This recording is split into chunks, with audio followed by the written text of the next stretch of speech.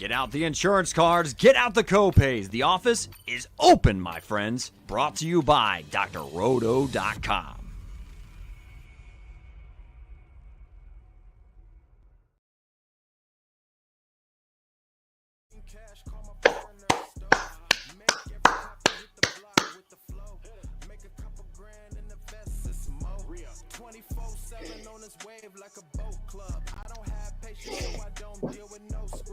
Go, let it ride. Let it get it. Let's get it. I'm a nightmare. You can keep the favors. Woo! What's up, everybody? It's Heat Override, and I'm ready to bring the pain for you this week. I got Dan with me. You know this is the Fight Club of Pain. Oh, man, I think I got it all this week. I think I got my echoes. I got my Macho Man. I got my music from my boy Peso Best Ever. That's the song. The name of the song is Nightmare. And that's how we're rolling it this week. Ooh, yeah. Damn, what's up? Oh, man, it's been a trying week, bro. Trying week. But I'm here now, man. I'm the reason we weren't here yesterday. So, dude. That's not a blame. So for everybody, Dan took piece of beam upside the head yesterday, so it knocked him out. So he's getting knocked out before the fights even start. Dan's first knockout of the week. You're the prelim of the prelim of the prelim. Hey, if you took those odds, man, yeah, God bless you. I had my odds on you though. You got back up and you won that fight because you got a smile on your face and you're here to talk Fight Club. Yeah. And I worked for 4 more hours after that, so we're good. You did. You had no way of actually getting off that shift. So, man, that was wild. But, man, everybody, if you haven't been or seen what the Fight Club of Pain about, what it is we cover the main card. We talk some crazy shit, and then we give out live bets, parlays at the end, and of course a DFS lineup. Already got it hammered out. Hey, we're gonna be taking some chances this week. We got 315. We came in hot with Nightmare. So I mean, dude, what do you love about this card? Oh man, I'm a big Jose Aldo fan. I bet you are. I'm a big Jose Aldo fan, man. Not gonna lie, I love Jack Della Maddalena too, man. Yeah, I don't mind him either. I love him. I fell in love with Sandhagen last week. I just keep falling in love the more fights I watch. And yeah, I'm doing the fight tape and everything. This week was a lot easier though because of the Leon Edwards and Sean Brady fight. I already seen Muhammed. So, and then I knew Muhammed because he's a big name. So for me, again, those household names, John Jones, Ducky Jones. I 317 again, but I don't think so. I mean, Muhammad's not really a household name. He's kind of remember the name, Dan. A new guy name. I wish I didn't remember him. Not gonna lie. You know, he's one of those guys that really, wears on you, literally, and in the ring too. He wears on you. Oh, he's the most boring champion we have. So boring. All right, let's leave those antics for the main event when we get there. But, for everybody knowing, again, we give out the DFS lineups. We give out live lineups. We try to hit the sportsbook live and try to hit bets that are coming in or may have not moved. We finally got the Benoit Saint Denis numbers in today. Yeah. Use that. Oh, dude. They're all like negative.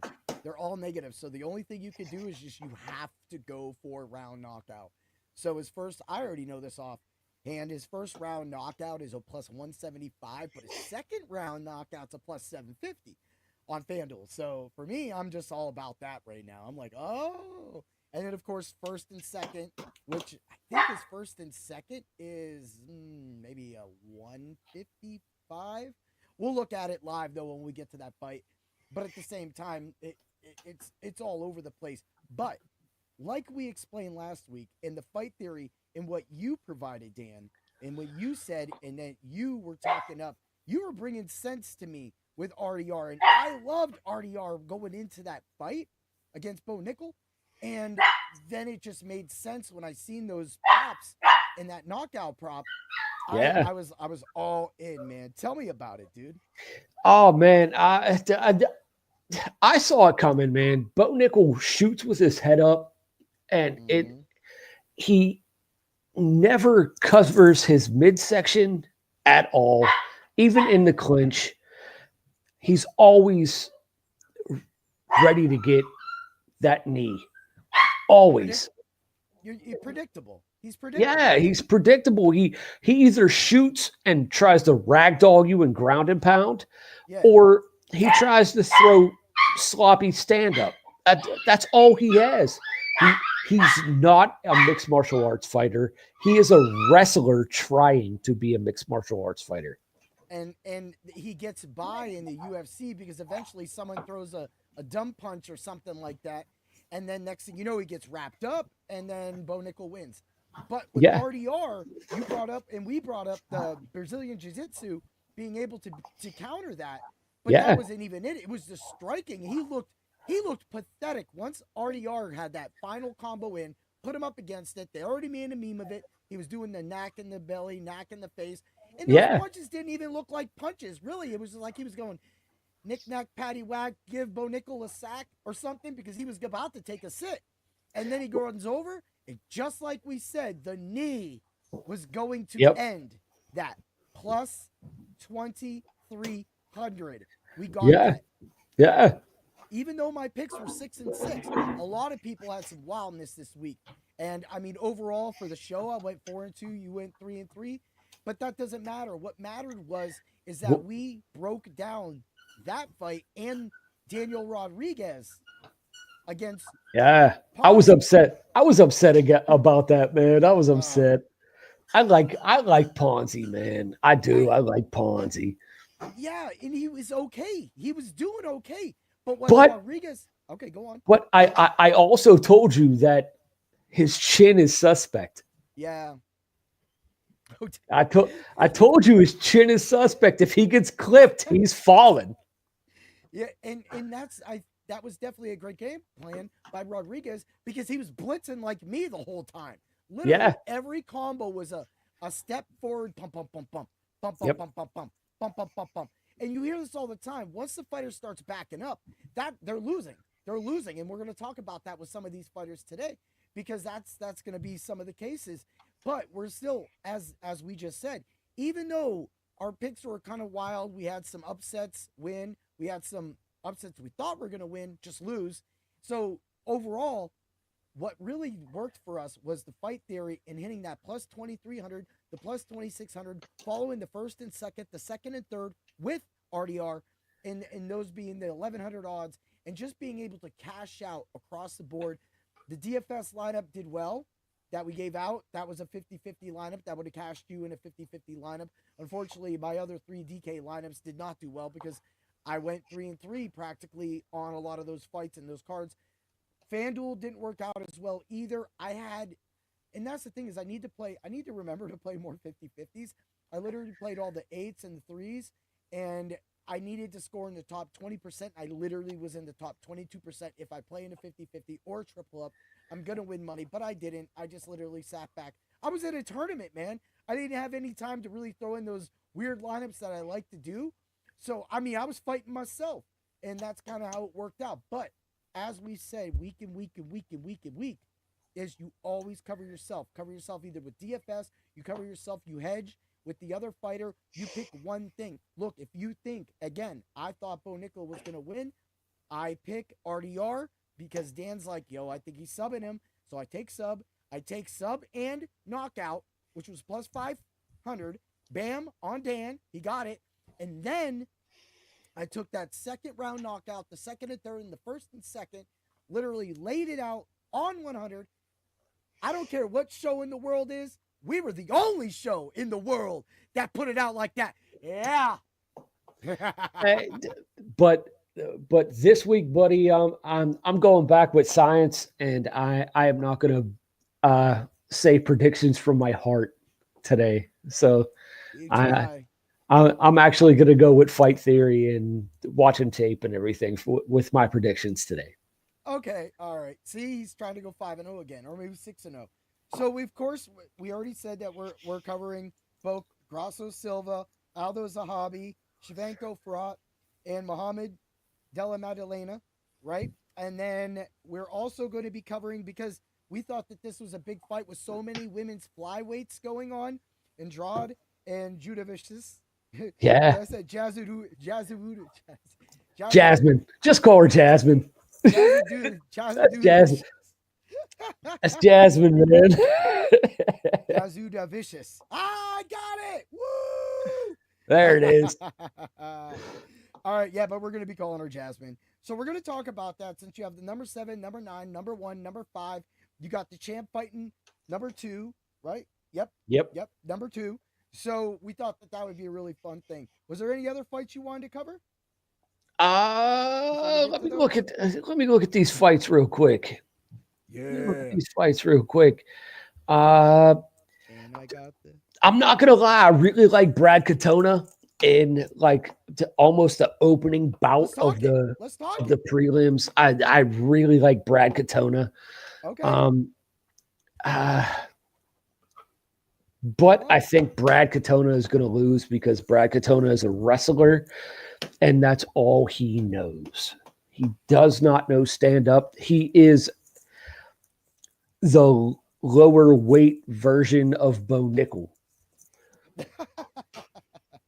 I mean, he's overall yes, he is well rounded, but he is more known as a wrestler. You know, when I looked at this fight and I saw that Bezcat had a 10-inch reach. Yes. He's literally, even though he's the favorite, and as of right now, he's a negative 146. Katona has come up to a 124. Now, I did pick Katona, but this is that fight that I'm talking about. So if I'm picking Katona like Nickel, then I'm picking knockout by Bekazat, because that to me right now. Go on. If Brad Katona gets a hold of him at any point in this fight, he's going to take him to the ground, and he's going to hold him there, and he's going to try to ground and pound the whole time. There's no mistaking that, and that's his MO. That's what he likes to do. But if he doesn't, if it stays standing, there's no chance for him on the feet. Dude, again, back to the 10 inches of reach. That's a whole ruler almost, man. Yeah. And when I saw that, my first thought was, of course, Bekzat, because right now his first and second round it's what I just put it. I just threw it in. It's a plus 600. It's a plus 600. His second and third rounds a plus 850. But what they're thinking right now, that this fight goes a distance, and they're heavy on that. So they're heavy on it with the negative 330. But I agree with you. I think this goes under. So if you take the plus 240, right? If you take Bekzat, right? Yeah. That right there as a parlay is a plus 285 to go under. And that covers. So we already have the knockout 1 and 2, and 2 and 3, and we have that. So we're gonna throw that in, because that's what we do, people. Let's throw in bets together. If you got a comment, ask us. We will answer it. We will post your comment at the bottom of the screen. People, do you not want to be read? Do you not want to be entertained? Come talk. Come talk. Give us something, man. Because, man, we will talk shit on anybody. I don't give a shit, right? Yes, sir. So let's get it. So right there gives you that plus 285. Now, if you go on to the other side, because of course I'm taking Katona, because I think that, I love the wrestler. I like the stand up. I like that he's in his home country. So if you do that right now, and it's still under, it's a plus 879. Plus 879, people. I mean, both ways under. Both fighters win. Yeah, and You don't like it, do you? Do you? no. I'm also taking Katona. I'm also taking Katona in this fight because I think he gets a hold of him because his grappling is so much better, and I think his takedowns are so much more advanced than the other guy's defense. Yeah. So If we pull that up right there, if you want to pull that up real quick, go on talking while I do that. I really think Katona gets the takedown and he ground and pounds him. And here's the thing: he's got a 0, bro. Yeah. No one's ever really attempted. No one's really taken him down. Yeah, because he's a stand-up fighter, and he likes to keep everything standing. He came from a kickboxing background, and I really like, you know me, with a boxer, and you're a boxer. If I fight a wrestler's going to take me down 10 out of 10 times. So I like the wrestler's chances in this. I agree with that. And the thing is what's really nice as DFS wise, Katona is only 7,600, which is not bad. And if you look at his fight average, even when he lost his last fight against Matsumoto, right, he scored 62.7 points in a loss. We had people win last week. That's why the DFS sucked. People won last week with like 44 points because there was no action. So we need high action people. Now, of course, when you go up to, the Bezcat kind of, his area, wherever he is, he's not even on here. There he is. Bam. Right? When you go to him, I mean, I know he lost the Nurmagomedov, all right? And everybody knows, and I'm not going to be that same podcast. I go, he floored him because he barely tapped him. He's a lot of power. Nobody gives a shit. Look, I literally got kicked by a spinning roundhouse to my lip. Yes, on Wednesday. I thought my lip was split wide open. It was not. Some people got chin, some people don't. And he just caught him with a lucky off-centered punch. He got him. And I don't think that there's enough really to go on that because he only threw 3 significant strikes. How do you go 3 rounds? How do you do that? Like, see, that's the problem with me. And that's why he's just going to get walked. So I'm taking Katona. And who are you taking? I'm taking Katona by decision. Too? Yeah. By decision? Okay. Yeah. All right. Well, I'm just straight up nuts. And I'm going to take a second to third round Katona submission win for plus 3,100. I could see it. I believe it's a decision. We've already played the unders. We could play the overs. But I want that 3,100, and I want it bad. And that's why I'm going to throw down at least a whole unit on that. Because at least, it's 5, 10, whatever. Throw $10 on it. Look, we'll make your money back by the end of the thing. But I'm not saying he'll win by that. But that's why you cover yourself. Because if you hit that, and he does get the under, it goes under rounds, you have the plus 856 we gave you, the plus 3,100 if it happens to be by submission. And another thing that I want to throw in there too is when you go to the actual double lines, which is, it'll be Brad's submission in points, it's a plus 125. So no matter what you do, you're going to win money with these bets. This is another one of those fights that makes the Fight Club of Pain special, people. I'm just saying. That's what we do. All right, we both got Katona. That's right. He's just changing. All right, is there another fight you want to go to? No, I'm really interested in this Jasmine and Jessica Andrade fight. Andrade. It feels like there should be a G in there. Sorry, no disrespect, people. I just mean it. That's what it is. I mean, all right, let's hit it up. Let's go to it. Number 7 versus number 9. You have Jasmine Jazadua Vicious. That's a nice one. That's a good one. I tried Jessica Andrade, right? Yeah, So Jessica Andrade. right now, we have Jessica. Well, when I took this, Jessica was a plus 220, and Jasmine was a negative 295. Since then, it's a plus 235 and a negative 300 now. So, Dan, talk about it. What you seeing? So both these women love to brawl. They both love to stand in the middle and just throw hands with zero Mm-hmm.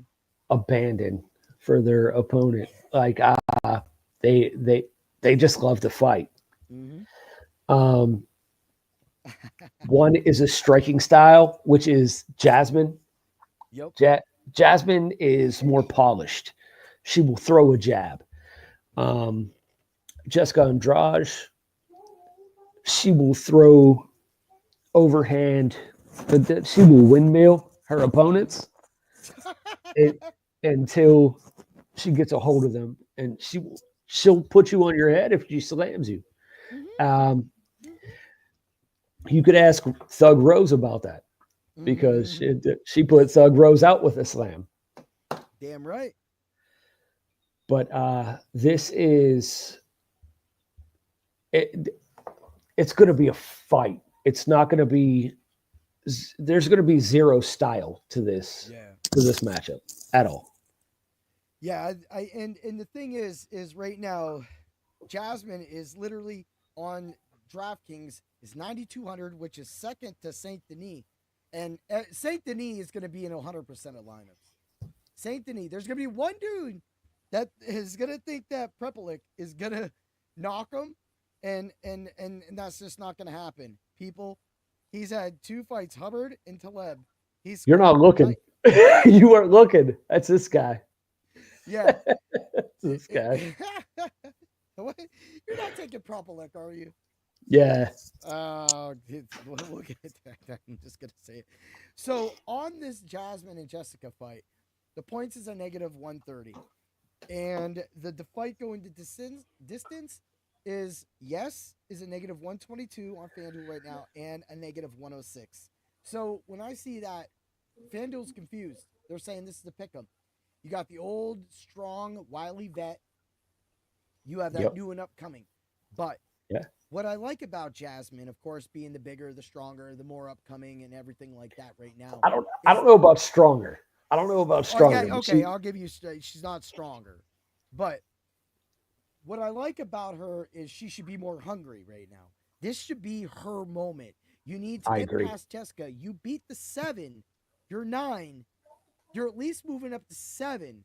You're at least giving yourself a chance for one more fight to prove that you should deserve a chance at a championship shot.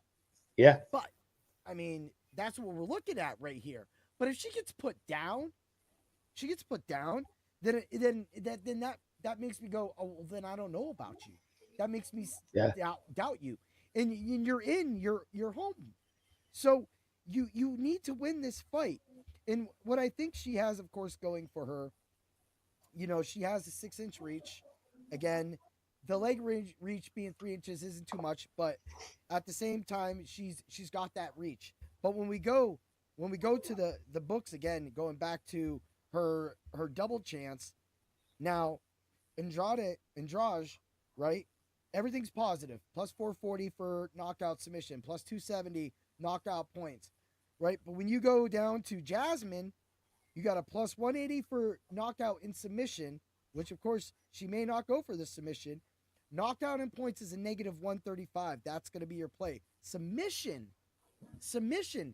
only slightly worse at a negative 180, which tells me that they think that there's a chance for her to choke out, which I don't think is going to happen. But we have seen weirder things. I was listening to one of our podcasts from the past, Bahamundes, when he got the choke, and how nobody thought that would happen. Again, it happened because if the opportunity presents itself and you get you could wrap up a gilly or something like that, then that's an easy bet. But what I like about that too is, so they give such a wide, and I'm just trying to teach you. they give you such a wide against the knockout and the submission that it makes you want to take the submission. You got it, because I'm going to tell you right now, that's her bread and butter is the submission, because the knockout is 800 and 1100 for the 1-2, 2-3, but the submission is 480, 700. So that tells me right there that they think this fight is going to be under because they think she's going to get wrapped up. And a lot of people think that she's going to get wrapped up. And I think she's going to get wrapped up. And this is how we're going to do it. I'm going to say it right now on it. We're good. Okay, I was looking at the wrong fighter. We're going Jasmine. Second round submission plus 1,300. Bam. Let's get it right now, people, before we get There it. you go. Dan, what's your method? I think Jessica Andrade pulls it off. I think she drags her to the ground, and I think she grounds and pounds her. And third round TKO. Woo! Oh, all right. Third round TKO plus 2,900, people. Plus 2,900. And I want to say something that while you were talking about that right there for a second, while I was giving these bets out, at the same time when I flew back into it, dude, I would love Andrade to get a submission because, bro, her second and third round submission are both 5,000. Yeah. I'm playing it. I'm playing both of those. And people go, well, then you throw your money away. I'm going to win that money back, people. We're going to win that money back for you, people. We've already told you, if you just listen and you played all these bets, you've already won your money. So, therefore, take some chances because that plus 5,000 is juicy. Look, even a quarter wins 1,250. Even a quarter wins 1,250. You got a quarter for the meter at work on Monday. You could have some extra quarters for the next few weeks on Monday if you get a quarter on that. I'm not saying it'll happen, but there's a possibility. There's always a chance, and you never know. All right, let's move along to the next fight. So this will be the top four. So we're just going to go right. Do you want to talk about the Saint Denis fight or no? I mean, we can. All right, let's talk about it. You want to bring it up. We got Benoit Saint Denis versus Kyle Prepolek. Dan, bring it out. Talk about it. All right. Prepolek, he relies on his boxing, his feints, his timing, and his head movement in every fight. He reminds me of almost like a Max Holloway, the way he fights. He's not as good as Max Holloway. Max Holloway is one of the all-time GOATs in the dude, he's sport. Just awesome. I know him. I've seen his fights. I've watched his fights. He reminds me of a Max Holloway, and he tries to be like that. But he's fighting someone in Benoit Saint Denis that has an iron chin. The only person to knock him out was Dustin Poirier, and Dustin Poirier is one of the hardest hitters in that division. One of the best fighters around. One of the best fighters ever in that division. Ever in that division. And Saint Denis is going to rely on his wrestling, and he's going to try to wrestle him. And if it stays standing, I think Prepolek has a chance. I think you're right about that. And since we started this fight, it's Saint Denis has come down from 1,600 to 1,300. So maybe we're getting. So when we look at the knockouts, look, Prepolek is freaking off the hook, man. We got 3,100 on the 1-2, and we got second or third 4,900. Now, if this is going to happen for Prepolek, I think he survives the first round. I know that you want to say that he's got to come out. I think we get that first round feel out. He's going to try to rush him. He's going to get a couple licks. Next thing you know, we go to the second and third round. Bang. We're gonna throw down. a full unit on that, because for me, that's way too juicy in a knockout fight. And this is why I'm going to tell you this, people, because I've already explored this fight before. The knockout props are insane. The only way you're going to get Saint Denis in the positive is if it is 1-2 or 2-3, or of course by method. Even his submissions is a 135. His double chance on FanDuel, of course, is a negative 450. 450. This isn't going to distance. Negative 450 for a double chance. That hasn't even, since we started the Fight Club of Pain, we haven't even seen that. We haven't even seen that in some of the biggest upsets. This is the biggest line, I gotta say, of the year. Well, we started late. I started after Super Bowl, people, so don't kill me. But at the same time, this right here for me, and then when you go to how will the fight end, knockout plus 135, and submission plus 105. So you're just playing it all because you need to get that positive. You need to cover yourself perfectly. And so for me, play the knockout, because if a knockout's supposed to happen, then you're going to get the knockout. Already got it played. And then you have Prepelec with that. And then if you want to get wild, even if you go Prepelec all that, he's maxed it plus 5,000. They maxed him at plus 5,000. They weren't giving us anything else. So honestly, you could probably pull away from the single rounds, and you could probably just hope for that second to third or that third to first. Play it that way. That way you're covered for all of the rounds with him, and then just come back and hit it hard with Saint Denis. Hit the submission, hit the knockout for the fight, and whatever happens, happens. Because right now, you're not going to, even when I parlayed Saint Denis under and his money line, it was still negative 450. So that's the only way to make money. You could avoid this fight, but in DFS, do not avoid this fight. Do not avoid this fight. Because, I mean, Saint Denis is my captain everywhere. I don't give a shit. That's what's happening. I agree with you. So who are you picking? So I think it's a hard-fought fight. I think they go back and forth. There's going to be takedowns. There's going to be knockdowns. Mm-hmm. But I like Prepelec to squeak out a decision victory.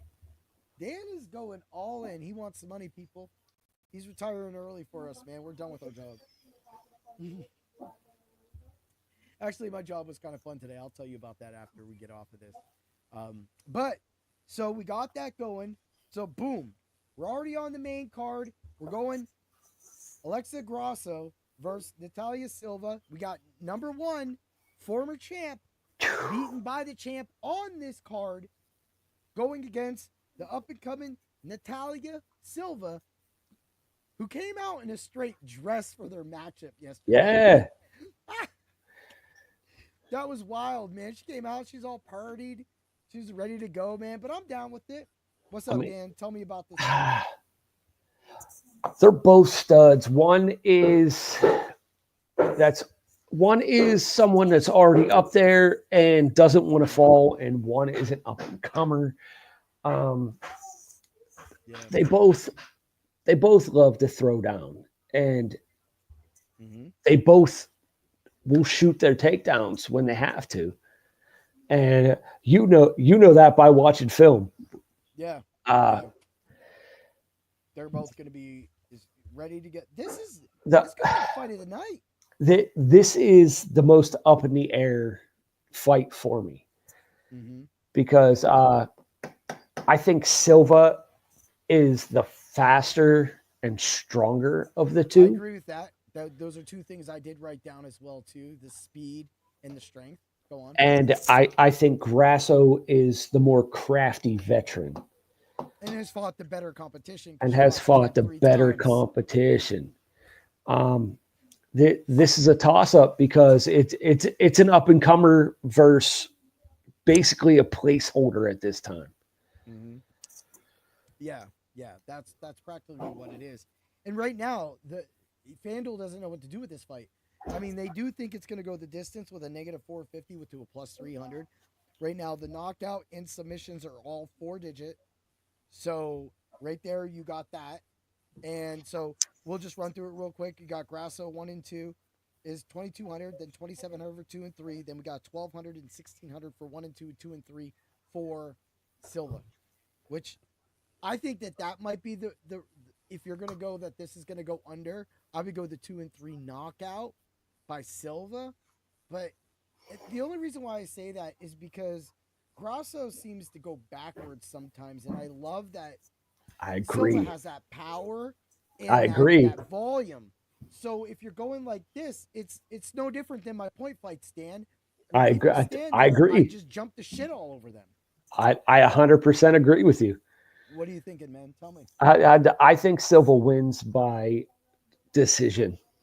I don't think it's going to be a knockout. I don't think there's going to be a tap out. I think she wins by on points. I agree with that. Right now, that's a negative 165. So I'm going to go with that as well, too. And again, if we want to roll down, if you want to see if you can make some extra money, you go to the double points, people. And then you see the double chance, I should say. The double chance. And you got Silva knockout and points is a negative 220. So they think that that's the method. And then they're throwing in a plus 250 for knockout and points and submission and points for Grasso. So they don't think she's really going to get that. They think that most likely the knockout and points is more, but they have the submission and points at a negative 190. So that right there says that the submission and points is actually under the knockout. So for me, I'm going to go with a decision of distance on this one. This is also one of the fights that I covered on my 5 Tastics, which will be out tomorrow on drroto.com. You do have to pay to see that. So use code word DOC, become a subscriber today, get all the baseball money, get all the football content for your dynasty and fantasy football drafts that are happening right now, right? And then you get all of the UFC content for me and Dan, because right now we're slamming it. That article is 39 and 10. I can't say. And the only reason why it's off is because the first week I did 4 picks. I should just throw an extra win on there just for the hell of it, because I'm winning. Do it. You're 40 and 10, man. You're 40 and 10. Yeah, and that's it. That's what you pay for. The Fight Club opinion is fun. We get to do some crazy bets. You get the plus 2,300, the plus 2,600 from last week, and then you get the consistency at drroto.com. And we're the UFC sheriffs. Nobody else calls themselves the UFC sheriffs that I know of. So Dan, we're the UFC sheriffs. Everybody in the Fight Club of Pain is a UFC sheriff. Yeah. A badge. Like, what the hell just happened? I need a badge. I need a badge. Dude, I'm making shirts. I'm making shirts. I do have Bring the Pain shirts. This shirt's DJ Magic Mike shirt. So if you're a DJ Magic Mike fan, drop the bass. Today's his birthday. Happy birthday, DJ Magic Mike. I wore this shirt. He just sent it to me for my birthday. So I'm wearing it on his birthday for the Fight Club of Pain. That's why we went rap for the intro, and we're going rap for the end of the show. Yeah, you want to get that show from Peso Best, that song from Peso Best Ever. Totally. Dude is crazy. He's from Erie, PA. This guy's got flow. I mean, that beat was dropping. This dude got nobody behind him but himself. So I respect that more than anything in this world, man. All right, back to it. So we're both taking Silva then. Yeah. All right. We love it. Dan's got the decision. I got the decision, but I was sneaky with that knockout. All right, let's get to your boy. Jose. Aldo versus Ayman Zahabi. All right. Canadian. Tell me about it, Dan. So this got moved to a featherweight bout, man, because neither of them could make weight because they both like to eat.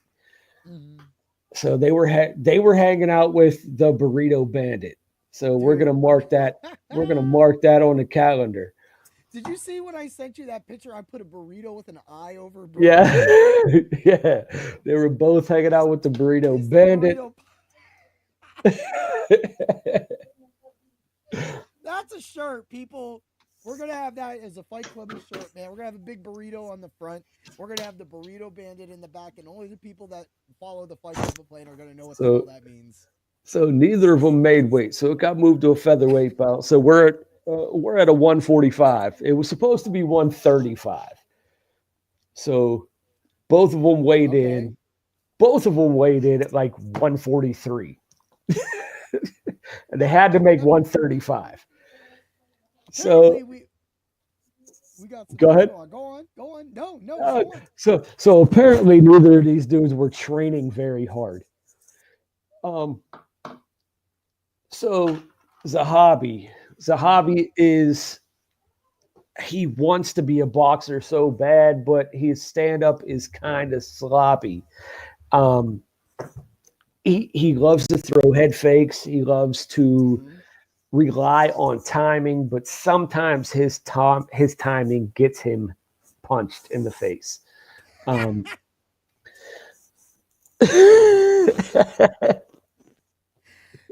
That's the thing is that's like my opponents in point fighting, man. They just like to get punched in the face. And it's yeah, like, sometimes and I'm not allowed to do that, but I still do yeah, it. sometimes his timing gets him punched in the face. But I mean, he only has a couple losses, right? He only has two losses. Am I Yep. wrong? No. No, I'm right. He only has two losses. Yep. You're right. You're right. That's what I meant.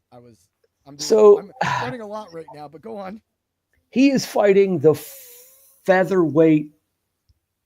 I won't say GOAT, but one of the top three featherweights of all time. No, you called them door. I think you called them door gatekeepers last week. You called them gatekeepers. So Jose Yeah, Aldo is definitely a gatekeeper, and this dude yeah, has been but around forever.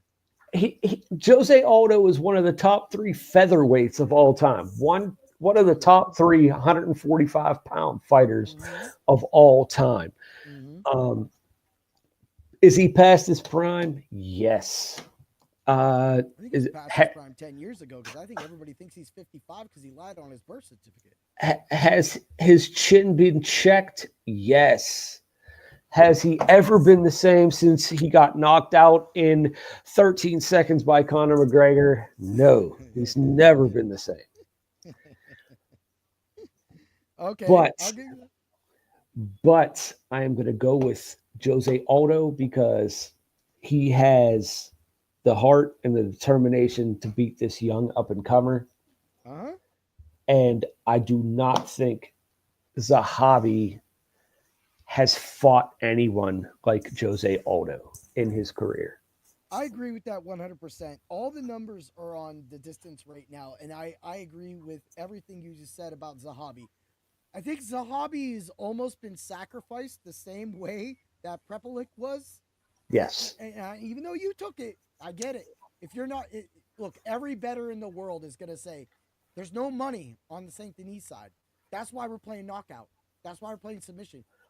That everything's positive in that realm. But when we come back to this fight and we go down to Zahabi's knockouts, a 1,000, a 1,300 follow up. His chokeouts 31-37, and Aldo is a 31-41. So for me, this is all knockout. Aldo has the plus 750 and the plus 950. When you go to the what's it called? The blah, blah, blah, the how the fight will end, knockouts a plus 280, plus 1,300 for submission for either fighter.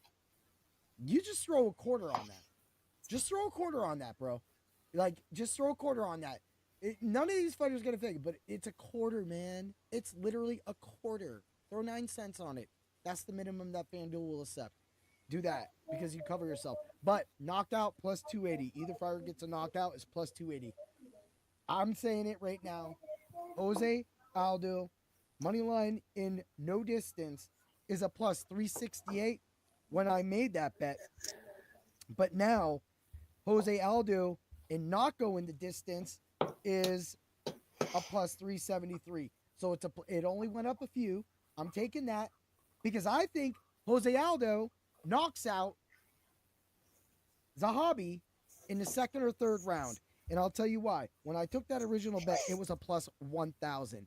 That's a plus 950 right now. I'm taking it. Aldo, Nice. Zahabi has never been in the ring with somebody of Aldo's stature. I There's no agree. way. This is like right now if you took Chelsea Chandler and threw her in with Shevchenko. We're looking at it like she's getting wrapped up in like 1 second. Yes. Like Shevchenko runs across the ring, grabs Chelsea Chandler, and makes her eat the mat. Like that, right? So for me, that's one of my bold picks. That's one of my bold picks is that Aldo knocks out Zahabi in the second or third. I like it. Take it, man. I'm all in it. So you got I like Aldo it. too, bro. I like Jose Aldo, but I like him by decision because I think he throws those leg kicks and I think he works the body. Mhm. And just like vintage Jose Aldo, You just got leg kicks. Leg kicks, works the body, and I think he beats him down. And that's why I think that knockout happens. So when people come back this week or come back next week and they go, damn, that show was hot as shit, right? How do they get it right, people? Like, Dan's an ex-fighter. I'm a current fighter. I'm not one of these guys that retired years ago and is giving you fight theory. I'm literally trying to learn as much UFC as possible with the help of my boy Dan and the rest of the Fight Club when they're talking to that karate. And I'm going into the deep numbers. I'm learning everything as possible. But every fight I see, I literally, just last weekend, I fought a double world champion. Never thought. He literally just said, yeah, I'm just a purple belt. But he failed to mention he was a black belt and double world champion before that. And to be a double world champion at the age of 19, to take me, the best fighter of 35 plus in the tri-state area, I don't care what anybody says. I'm going to say I'm the best. That's what's going on right now. I'm number one everywhere. Everywhere. Nobody's beat me but Ming. And Ming was a 19-year-old, 5-foot dude that was super damn fast that I've never fought. Right? But that gives me fight theory. That's what's going on in this world. And that's what we bring together when we do all of these shows for Fight Club of Pain. But Dan, it's time. It's time for the. I don't. I'm here. Did my camera go crazy? I can't see you. All right. There you are. There you are. So while my camera decides to figure itself out, we will get Dan going. All right, we got Shevchenko versus Faro. Tell me about it. All right. Both of these females, they're both kickboxers. They're both Brazilian Jiu-Jitsu specialists. Faro has the faster pace. She does. Valentina Shevchenko loves to set her own pace. They have very similar fight styles. Mm-hmm. But the best person Faro has ever fought is Rose Namajunas. And you just talked about her. She's the best person that she's ever fought. Valentina Shevchenko, world champion. Second best female fighter to ever grace the UFC. I agree with that. Nunes is number one, right? Yes. Do you have another number one?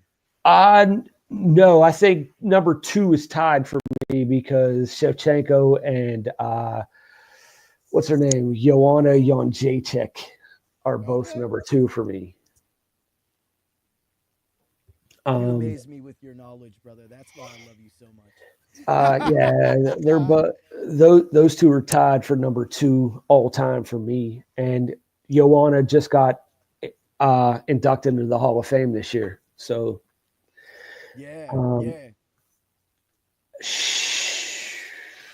Valentina Shevchenko is going to dictate this fight. Mm-hmm. Faro is not ready for someone the caliber of her, and I think Shevchenko finishes it in 3 rounds. Submission or knockout? I'm going to go knockout in 3 rounds. Knockout, 3 rounds. So if you do the knockout in 3 rounds, you could go 2, 3, 4 for a plus 1400. You could do 2 and 3 for a 1900. So I'm definitely taking that because right now Shevchenko is in all my stuff. That's the thing is the sport. So the DFS side of this, there's a lot of people that can actually win this week that are criminally priced low. FanDuel, DraftKings, I caught you with your pants down, bruh. Like I'm gonna get this Trojan horse from over here, and they're about to go to town because you guys both priced wrong. And I know that one or two of those fighters will probably end up winning, making y'all think y'all smart in the end. But I'm telling you right now, there's definitely some price discrepancies. So a lot of the scores are going to be higher for DFS this week. Ha, caught you. Right? Oh, yeah, that's my pen there. Yeah, we're getting ready to get some stuff going. Right? That's how you catch them. And that's when you know when both sites are undercutting people like Shevchenko. And I'll actually run over to we're going to go to DraftKings right now, and they got where's she at? Rosso. She's not even like right here. But there's Faro. So Faro is 8,500. Shevchenko is 7,700. You're putting a champ at 7,700. 7,700. Like, if it goes 5 rounds and she gets a lot of points, she's going to score more than anybody else on this card other than the main event, right? So, or maybe she will. Maybe she can outscore Belal Muhammad and Jack Della Maddalena, right? Maybe she can. But for me right now, I agree with you 100. I'm taking Shevchenko all the way. I love that you brought up. I mean, her price for me overall is insane at 7,700. Again, this is why I said when we get to the DFS lineup at the end of this show, people, I'm going to tell you why. I'm going to tell you why. Because these prices, these people can make things happen. So, what do you got, Dan? Even though we know Faro is the favorite, the number 2 fighter in the world, the favorite, the bigger, stronger of the two. Is she though? Is she though? I agree with that. I just think that sometimes it don't matter how big look, if I learned one thing from any of my point fights, and yes, I will reference the shit out of this, people, because I actually fight and a lot of you don't. When I fought the 6'5" guy, when I fought a 6'4" guy, when I fought a 6'5" guy, and I fought a 6'3" guy, they all lost to me. They had size, they had strength, they did not have speed. And that's the thing, is Shevchenko literally just looks fast. Like, she does pirouettes and shit. Like, that's some shit. Dan, go on. What you about to say? Valentina Shevchenko is one of the most polished fighters, not in the women's division, but in the whole UFC. Mm-hmm. And I would put her against men her size. I'm not gonna lie. I agree. I would put her against men her size, and she would win. And my wife is over here nodding her head, saying yes. I agree. There's definitely some people. Valentina Shevchenko was one of the most polished mixed martial arts fighters on the planet, man or woman.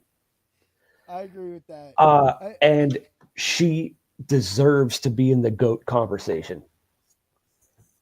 That is she really does. She deserves it. And until she does not deserve to be in the GOAT conversation, I am picking Valentina Shevchenko.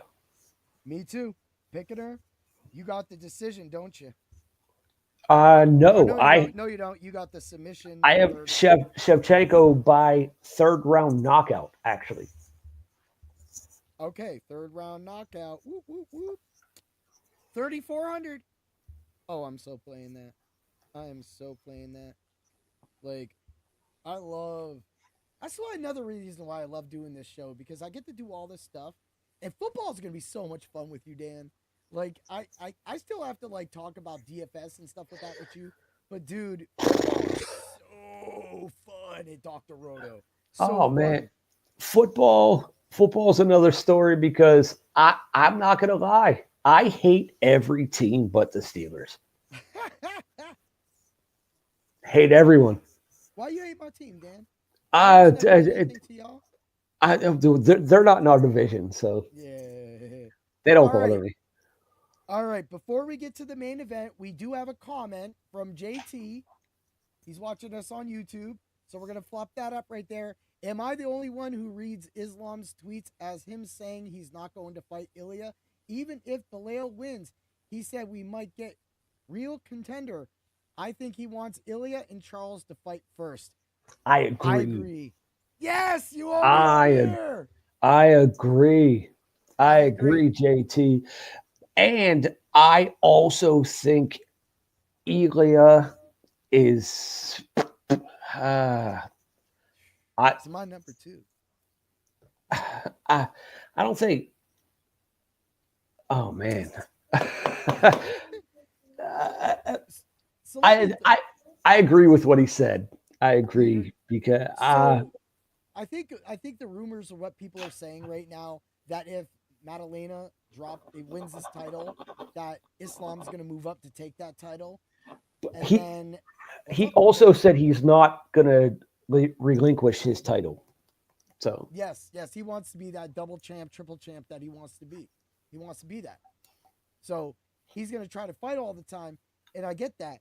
But no, I agree with that. But that still leaves it open because I think that Ilya does have to fight Charles. I do think he does. And this is going to be your classic. You have that super because Charles is the best. Go on. why? Why does he have to fight Charles Oliveira? Why? Okay, he doesn't. I don't understand that because Charles Oliveira he almost got beat by Michael Chandler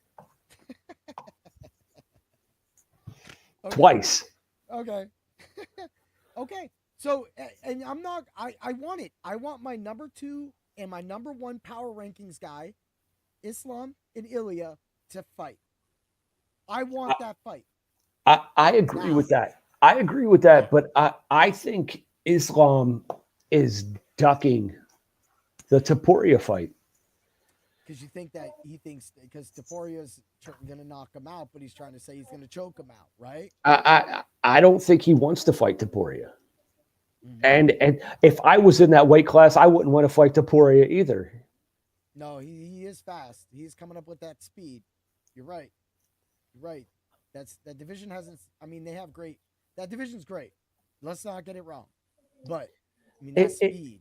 It's kind of like when Khabib ducked Tony Ferguson for 4 years. Okay, go on. Go with that. I want to hear about it. Did you know about that? No, I know. So I've read it.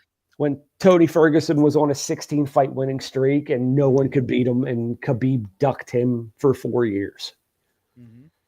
So it's kind of like that because it doesn't get their career anywhere. Come on, man. Yeah. And I think I want to throw in right now too with Jones and Aspinall, like right now with Gange coming up into the fight. Did I say that right? Gange? Cyril Gane. Cyril Gang. Yeah. With him coming back up into the conversation right now, literally they're saying, Tom, we just want you to go knock somebody out. Yeah. So that we can give Jones an extra few months. And then now you have people coming out. I can't remember who said it. Again, read my power rankings. You'll get that. Right. He's saying that nobody needs 6 months to prep. He's right. Literally, I just fought in 3 tournaments in like 4 weeks, 5 weeks. And we have one in 2 weeks, and there's one tomorrow that we're skipping. Literally could have fought again and again.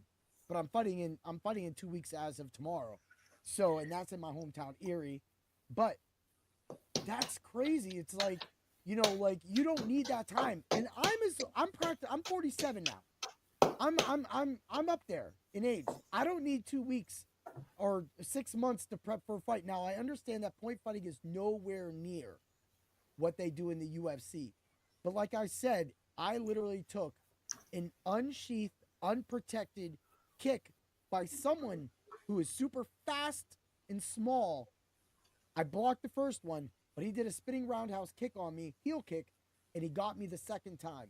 I take those hits too, and sometimes people don't want to feel that, and that's what we have here, that they're trying to figure something out. That after what Dana White said, that everything is holding up on this fight tonight, means we're going to get an amazing international fight week. But well, let's talk about the main event, and we'll know who we're getting. Canadian men don't win on pay-per-views. Wait a minute.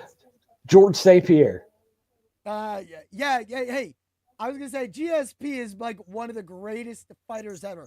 George St. Pierre. Yeah. Okay, he got you on that one. but yeah, like right now, all these Canadians on this fight club or on this fight card, other than Jasmine, they don't have. I mean, Katona has a clear path to victory. Jasmine does, but the other two, they might get served up. They might get served. Radke a lock? Hold on here. I got it.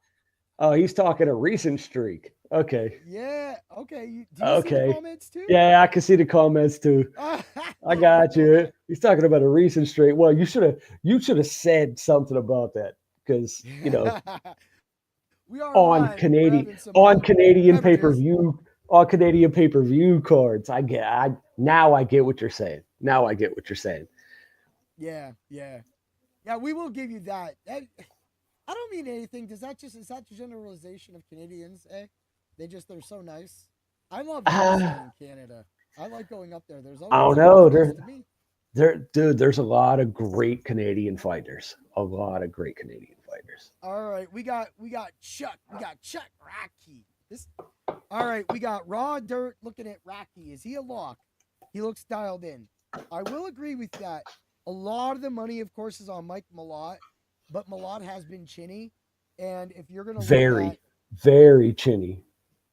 Yeah. Do you want to talk about that real quick while I pull up the numbers real quick for this? No. I was just throwing my 2 cents in, man. I believe Radke is a lock for that fight. You do. And I'll tell you what, I do like the second and third round knockout for Radke. I think that he can definitely get it done. His second to third round knockout is a plus 750 right now. That is what I actually covered. I can't believe I was thinking all night. It was like, where's that plus 750? Bam, Raw Dirt. You just literally, it's a half a fade on Mallet. Okay, let's get this. Half a fade on Mallet too. It is. Like right now with the numbers being a negative 210, everybody thinks Mike Malott, I said Malott is going to win. A lot of people have him winning because he's a wrestler. Again, is this that wrestler versus boxer thing going on right here? But for me, go on, Dan. I do agree. He did look hesitant against Giles. I do agree with that. Okay. Yeah. And that has been brought up. And of course, Malott's again chin. And then we're going off of what PC said. PC says that these guys they don't have no chance. They don't have no chance up here. So if we're gonna do that, this is what really gets me on this fight, and this is why I've really looked at this fight in depth, because right now the distance is a negative 210, right? So when you go down to, of course, the winning method, how the fight will end, the knockout's a plus 120. You get both fighters for both plus 120. You get both fighters for a plus 155 on points. You get both fighters for a plus 290. But if we're saying right now that, and again, we're going with what I said, the second round knockout for Charles is a plus 1200. I love it. You can cover yourself every single way with this fight right now. You can hedge. People. So I do like that, what you said right there. Bruh. And how he brought in. Bruh, Strickland MMA is tripping. He said, look at UFC 197. That was held in 2016, bro. That's not recent. That was 9 years ago. Yeah, that was pre the C word. He's tripping. Did you see RDR is calling out Sean Strickland now? Like he's like, I beat you. I think Strickland wins that fight. Maybe not. If Okay. Now RDR we said two. Now we said 297. All right. No, we got you. We got you, PC. We got you, PC. The I will say right now that right there for me is total lock in. If we're gonna go Strickland versus versus RDR is clearly going to be the favorite. I think that the numbers will go with RDR being the favorite with this win. If RDR could beat Strickland, that would then give him at least one more win, or at least a chance for a title shot. But if Strickland beat him, then DDP is already going to fight Chimev. We already know that. If it's a stand-up fight, man, Strickland will beat RDR. But we all know RDR is going to hug him and hump him. So, hey, MMA Media Clips, it's good to see you, man. We've been doing this. I picked this up after football. Dan's been a long time UFC fan. I've been in and out. Last time I was in was pre-C word, and I get that. Yeah. I love Sean, man. I'm on his page and stuff, and I love that guy. I love Chris the Problem Duncan too. I don't know why. After his last win, I've just been like all about him. But no, that's what we've been doing. We've been doing this for every week. We practically present the show as a fool. We dive into the books. We use the DFS numbers. We use the fight theory. Last week, we got the 23 and the 26 with the Rodriguez and the RDR knockouts. Explain them down. We just been doing it. A few weeks ago, I had the perfect week. Dan was 5-0 last week. We're just trying to do our best with the fight theory. I'm a fighter. Dan's an ex-fighter. He's a boxer. I'm a karate guy, point fight. So we just try to use fight theory to explain these fights and to find the best ways by diving into the books right now and giving you all the best bets and numbers that could probably sway. And that's what really led to the RDR knockout last week. So thank you, man.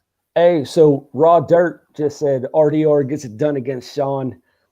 I agree if it's not a stand-up fight, man. If it goes against the cage, RDR gets it done. If it's a complete stand-up fight, Sean Strickland picks him apart.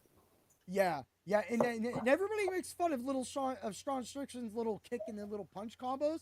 At the end of the fight, that adds up. And if Sean Strickland does not get his nose broke in that second fight, there's a chance that he may have been able to beat DDP. He was doing well against him up until that point, but dude, break anybody's nose and try to go back in there and fight. Like if I got my nose broke, they would disqualify the guy immediately. Hell, I get almost disqualified for less than that. So I agree with that, man. It's great to see all these people finally commenting, man. It's so fun, dude. That's what we've been trying for weeks to try to get in here and get people commenting and bringing the fights up because, this is a kind of small card this week. So when we're looking at all this and we're talking and bringing in and we have this nice little comment section, we're going to get to those DFS lineups at the end of the show and some more bold picks that might come out. I haven't mentioned one of them yet. But hey, let's get to this main event. Woo! Let me do it. Ooh, yeah. We got Belal. Ooh, yeah. Remember the name like the cream of the crop rises to the top. Dig it. Ooh, yeah. Muhammed versus Jack Della Maddalena. Who could be the future champ? Dan. Champ versus number 5. What's your feel? All right. So we got we got Belal Muhammad, which is he's probably one of the best wrestlers on the planet. He reminds me of a sloppy Khabib. Not gonna lie, he's a sloppy Khabib. He's not as good. He's not as good, and we all agree. He's boring. He's pompous, and he wins. He wins. But Jack Della Maddalena, he is the second best boxer in the UFC behind, we all know who. Who's the champ that wants to fight Islam? Topuria. Yeah, we all know. We all know Topuria is the best boxer in the UFC, and Jack Della Maddalena is the second best boxer in the UFC. If you look back, he controls his takedown defense with his boxing, which is crazy. He keeps his hands up here and puts his elbows on people's back. That hurts. He's nuts. He has power in both hands, and he loves to control the distance with his jab like nobody else in mixed martial arts. Below,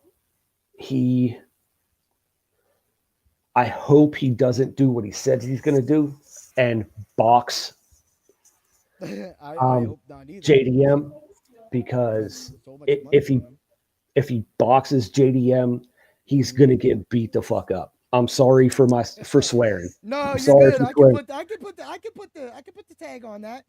Sorry for swearing. He's going to get beat up. This isn't Sean Brady. This isn't no, Sean Brady. No, he will get beat up, and he is a boxer, and he throws like a boxer. Yeah. Yes, he does. I like him. I do. I don't mind him so much. And again, this is going back to it. There's a few people that are taking JDM in this fight, and when we go into the numbers like we always do, and because I've already looked at this too with like on the Belail side, but you know that I have JDM knockouts, right? And so when we're looking at the JDM knockouts, as soon as my thing loads and I can scroll all the way down and it loads, when we're looking at the knockouts for JDM in overall, his first and second and third is a 420. So if you want to smoke that, smoke it. Now, if you go to the 3, 4, 5, it's a 700. So right there, if you're gonna play the knockout, you're gonna make the money. 1 unit each. You hit the unit, and then you're gonna if JDM and the knockout is your method, then that's what you want to do right now. And of course, when you go to double chance, because a lot of people think this is, I mean, the money is on the distance. So when you go knockout or points for JDM, it's a plus 160. But Muhammad knockout points is a negative 150. Muhammad submission is a negative 145. What do you think about that? I think if Muhammad wrestles like he should, I think he needs to put this against the cage, and I think he needs to make it dirty. He needs to take him down, and he does not want to stand at distance with this man at all. No, not one bit. Do not stand at distance. Rush him as soon as the bell rings. Yeah. And PC Strickland MMA, yes, Bilal needs a finish in this fight to win over more fans. Yes, he does. Yeah, I agree with that. I want to throw in real quick before you go on. Like, Muhammad really does seek that better training. It's kind of like, other than me mentioning I fought a double world champ, I fought like a multiple world champ in a practice session, which was more aggressive than a normal point fight at our school about a month and a half ago, and he's coming up before the next fight. So that being said, is that when you fight different levels, you fight different, strength of opponents, that it gets harder. And so Muhammad has been through that. He's fought a lot of that, but so does JDM as well too.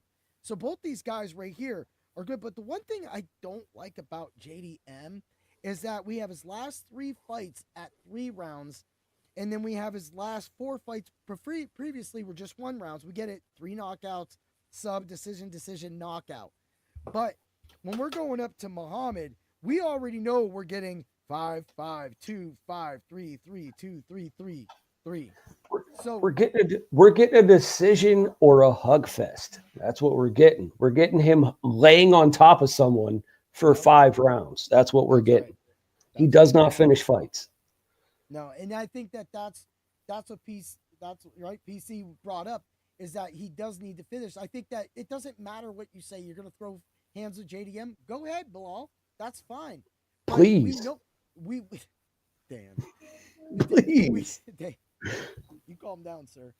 Um, but Bilal, I have to like again going back to it. He puts the work in and so does JDM. All these fighters are pro fighters for a reason, right? So with that being said, when we go back to it, if Muhammad's surrounding himself, Muhammad's going outside of himself, trying to throw JDM off. He's trying to do that. That's my thing with him. Is that sometimes the championship just spreads itself. He knows if he loses this, that he's literally going to be looked down upon.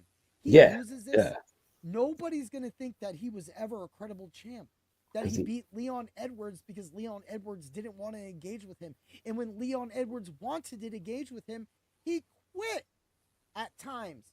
Just the way he did against Sean Brady. And Muhammad smoked Sean Brady like we talked about quite a few pay-per-views ago. Yeah. When we talked about the Edwards-Brady fight. And then Brady smoked Edwards because Edwards just chapped out. He's timed out. He doesn't even know what to do or what he wants in his life right now. Muhammad knows what he wants. JDM is hungry. This fight is dangerous for me.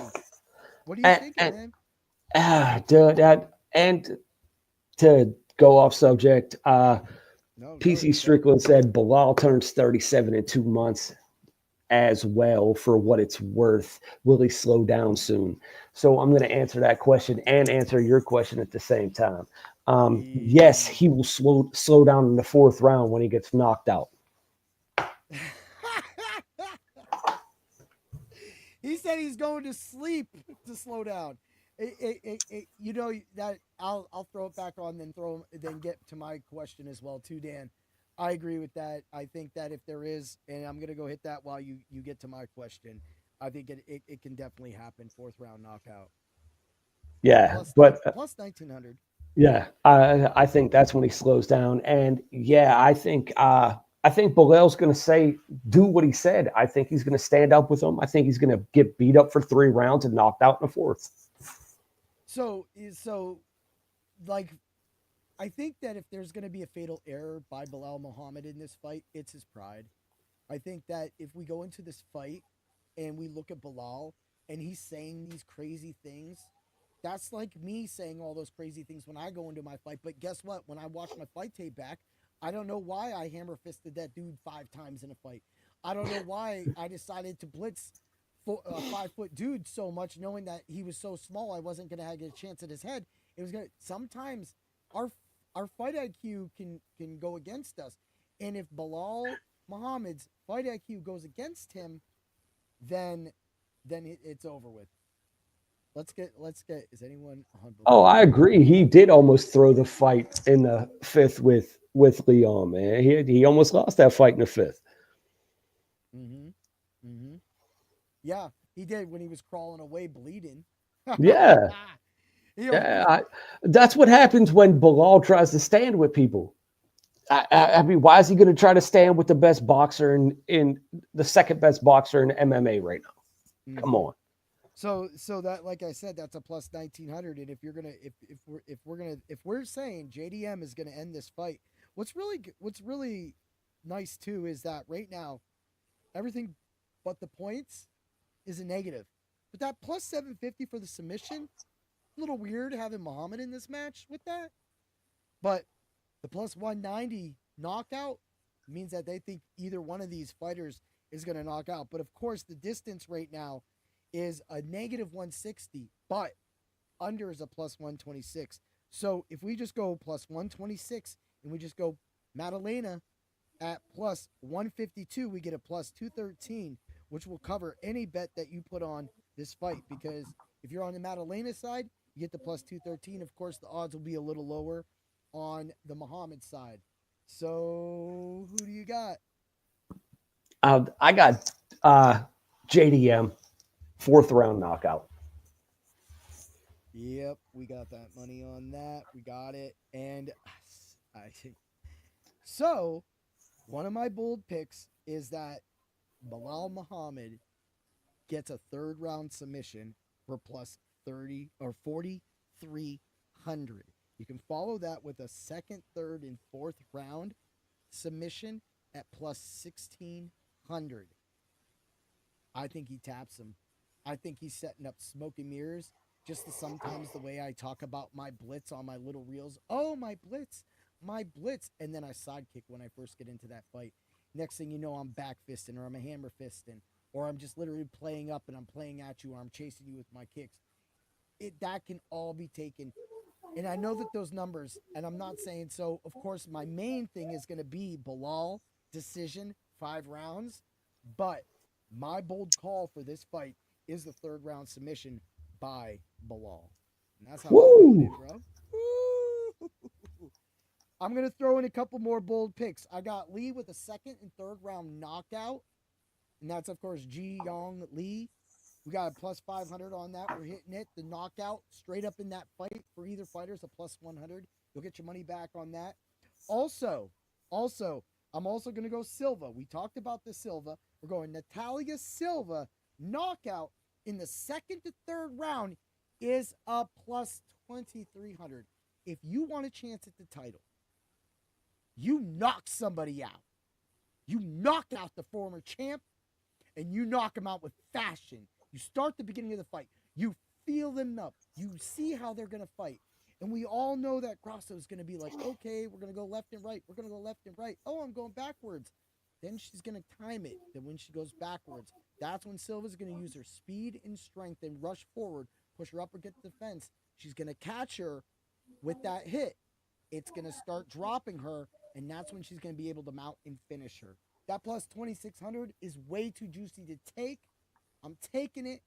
Dan, you got anything crazy else for this fight before we get to the DFS? No, my JDM prediction is pretty crazy, so I'm going with it. All right. I mean, I agree. And we've said some crazy shit during this podcast, so that's it. All right, let's get to the DFS lineup. This is going to be your DraftKings special. And I will say that this lineup is interchangeable.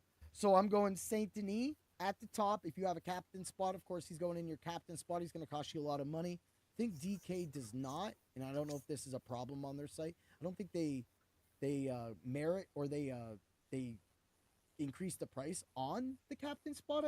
I can go check that in a second. Saint Denis, Bukakis, Lee, Shevchenko, Sterling, and I have this lineup with Katona, but if you want to be on the Dan train, Della Maddalena is right there, and so is Grasso, but we're not going Grasso because we picked Silva. And that's, well, we didn't pick Silva on that lineup. So you have Katona, Della Maddalena, Grasso, and Radke right there with you because you have $7,600 left over on that. Of course, I went with Katona, but easily can go with Della Maddalena.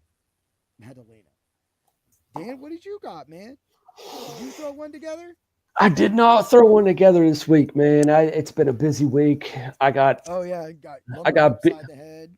I got hit with a steel beam yesterday. Okay. So all right. Well, let's do it. Let's do a live Dan lineup right now. People, this is what we do. Get it? Ooh, yeah. All right. Who's your for sure win in this match? My for sure win is Valentina Shevchenko. For sure. All right. That's the one. Go on. What do we got? I got Della Maddalena. Got him. Bam. Who else you got? I got That's your boy Aldo. Propolic. I'll take Propolic. You're taking Propolic. Propolic, yeah. You got 3 people left, and you got an average of 9,000 per person. So you're definitely not taking Saint Denis.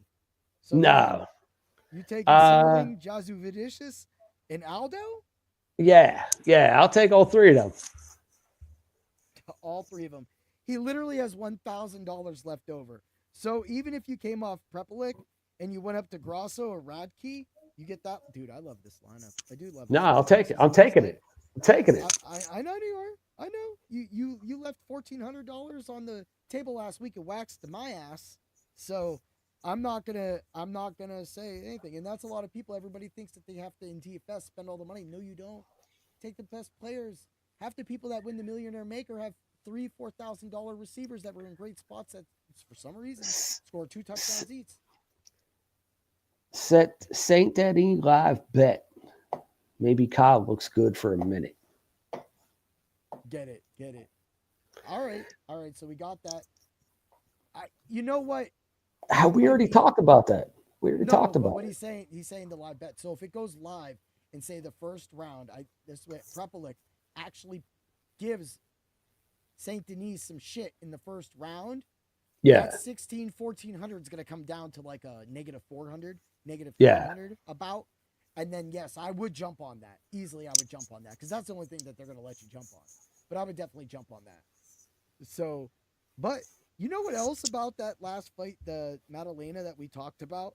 Let's see if we could get anybody on the YouTube pages or anything like that. Significant strikes.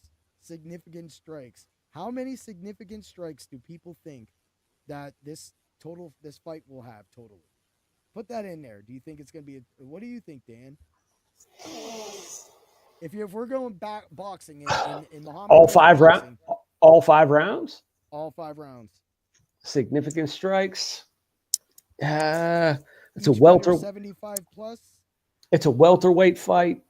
I'd say about 220 total. You know what? Both fighters to land 200 significant strikes. Bro, that's plus 5,500. Dude, that's insane. So if we're just, of course you got to bring it down. So if we're going to do that, both fighters to land 100 is their thing, and Maddalena is the win is a plus 1,000. So, dude, that's crazy. I agree with that. I'm gonna go. I just think that he's gonna go down. He's going 120. I'm gonna go 178 significant strikes total for this fight. I know it's something different we normally don't do, but I thought I would throw it. And I think that, that's why Dan is on that Prepelic too.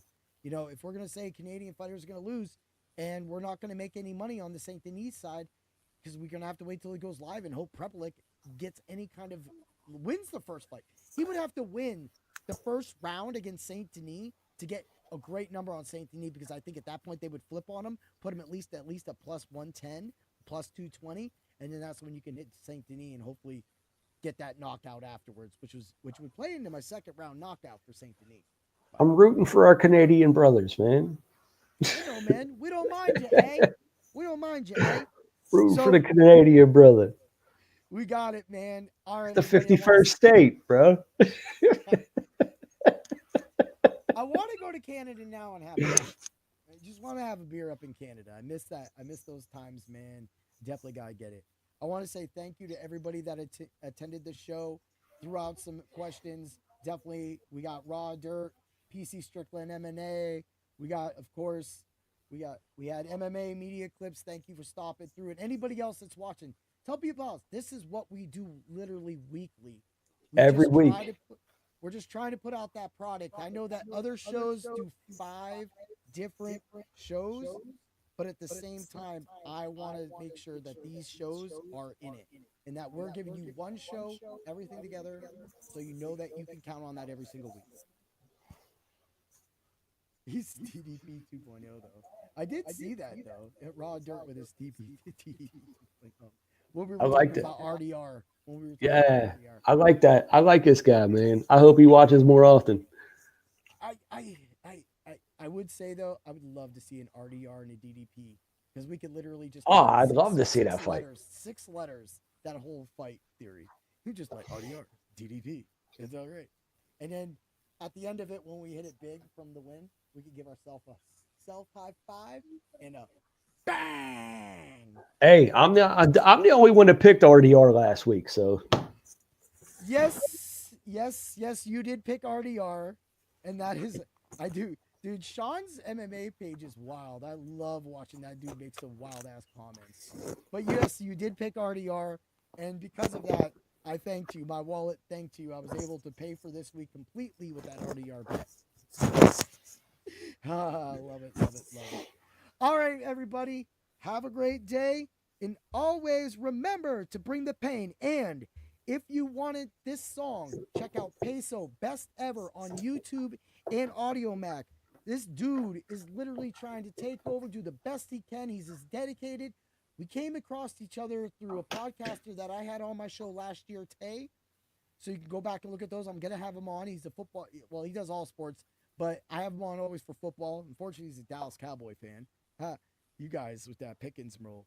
But we're going to roll it to Nightmare by Peso. Dan, thank you for coming on. I hope your head feels better. And let's just bring the pain to the slates, and may the fights be with us. Ooh, yeah. Music bring cash, call my burner stove. Make every copy hit the block with the flow. Make a couple grand in the vest, it's a mo. 24/7 on this wave like a boat club. Thanks for stopping by the office. Get your fantasy prescription by subscribing to the channel and checking out drroto.com. And until the next visit, be well and take care.